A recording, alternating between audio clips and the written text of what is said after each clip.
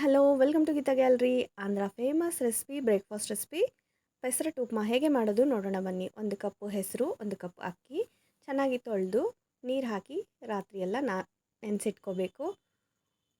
ಮರುದಿನ ಮುಂಜಾನೆ ಎರಡನ್ನು ಹಾಕಿ ಚೆನ್ನಾಗಿ ನುಣ್ಣಗೆ ದೋಸೆ ಹಿಟ್ಟಿನ ಹದಕ್ಕೆ ಸ್ಮೂತಾಗಿ ರುಬ್ಕೋಬೇಕು. ಇದಕ್ಕೆ ರುಚಿಗೆ ತಕ್ಕಷ್ಟು ಉಪ್ಪು, ಜೀರಿಗೆ, ಹಸಿಮೆಣಸಿನಕಾಯಿ, ಸ್ವಲ್ಪ ತುರಿದ ಹಸಿ ಶುಂಠಿಯನ್ನು ಹಾಕಿ ಚೆನ್ನಾಗಿ ಮಿಕ್ಸ್ ಮಾಡಿ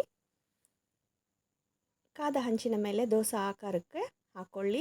ಆನಂತರ ಇದಕ್ಕೆ ನೀರಾಗಿ ಉಪ್ಪಿಟ್ಟು ಮಾಡಿಕೊಂಡು ಈ ಥರ ಅಪ್ಲೈ ಮಾಡ್ಕೋಬೇಕು. ಇದು ತುಂಬ ಪ್ರೋಟೀನು, ತುಂಬ ಟೇಸ್ಟಿ ಕೂಡ ಇರುತ್ತೆ. ಇದಕ್ಕೆ ಸ್ವಲ್ಪ ಚಟ್ನಿ ಪುಡಿಯನ್ನು ಉದುರಿಸ್ಕೊಂಡು ಹಸಿ ಈರುಳ್ಳಿ, ಕೊತ್ತಂಬರಿ ಸೊಪ್ಪನ್ನು ಹಾಕಿ ಚಟ್ನಿ ಜೊತೆ ಅಥವಾ ಅಲ್ಲಂ ಚಟ್ನಿ ಜೊತೆ ಸರ್ವ್ ಮಾಡಿ. ಟೇಸ್ಟಿಯಾದ ಪೆಸರಟ್ಟು ಉಪ್ಮಾ ರೆಡಿ.